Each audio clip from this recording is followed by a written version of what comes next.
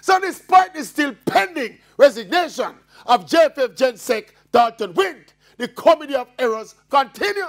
Now it's the national under-20 Reggae Boyz. Look like them out to play their qualifying tournament via Zoom. You know what I mean? With another set of mix-up with the travel arrangements for the team. Some players were supposed to leave for Honduras from Tuesday. I'll know that plane can't fly yet.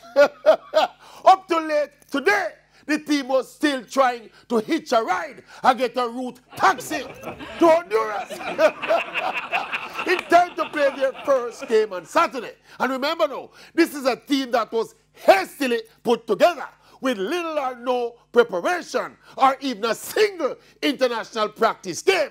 And now them have to go play the tournament by Zoom.